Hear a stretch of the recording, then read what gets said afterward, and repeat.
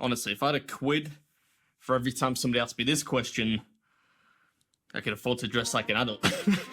Okay, first off, disclaimer, there is no eating in this video.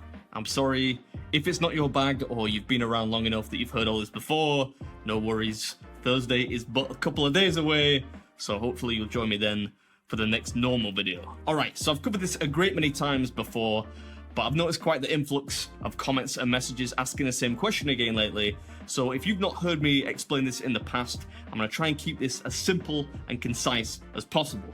I promise. Now, of course, there are variables at play when we talk about energy turnover in the human body, and maybe I could get into that at a later date, or maybe not because, you know, it's boring. But for today, I'm going to try and keep it broad and simple. So how is it that I can eat these huge meals without getting fat?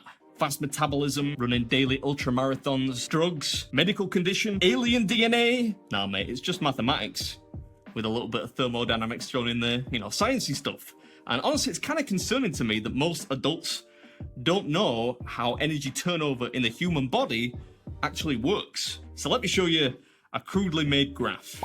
The crudest of crudely made graphs. I might as well have done this in crayon. So on this graph, the y-axis shows calorie intake and the x-axis shows time. So on the left, you will see a number of calories, and along the bottom of the graph, you will see days of the week. Now, I've shared this tons of times on social media, in posts, private messages. It's really nothing new. Now, the blue line shows what my calorie intake would look like if I didn't, you know, eat like a So you'll see 3,000 calories evenly distributed over 7 days of the week.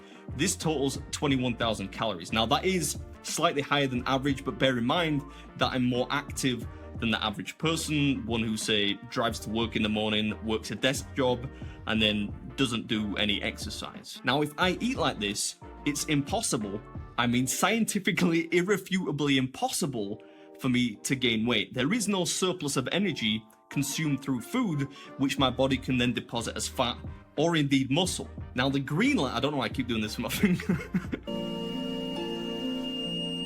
The green line shows a more accurate representation of how I currently eat. Let me say at this point, I do not recommend that you eat this way. If nothing else, the huge peaks and troughs in calorie intake will affect your sleep, your mood, and of course your energy levels. But you can learn something from it and apply it to your own life at a less extreme level, especially with Christmas coming up. Of course, everyone loves to eat that time of year, so it might help you out a little bit. Notice that in both examples, the total number of calories taken in over the course of a week is 21,000. That's, for me, caloric maintenance. So there is no logical way that I can gain weight unless, of course, I were to reduce activity level. In simple terms, if I didn't move as much, I wouldn't need to eat as much to, you know, sustain my body weight. Now, of course, as I mentioned at the start of the video, there are variables which affect this model: the thermic effect of food, different macronutrient constituents, and we haven't even touched on nutrition, what to eat, because of course, eating fruits, vegetables, foods rich in fiber and, you know, micronutrients, things like that, that's important for health reasons. Not that I want to sound like your mummy, but that's an issue for another day. I'm trying to give you like a broad, simple approach right now. So for the sake of simplicity, that's that. If you didn't know, now you know. I've kind of got it off my chest. I feel a little bit better now. Hopefully some of the newer subscribers understand it. Hopefully it helps some people out. And like I said, you can kind of apply this knowledge, you know, at a less extreme level. If you like to eat a bit of junk food on a Saturday and a Sunday, you know, just take it easy on the days before and the days after, you know.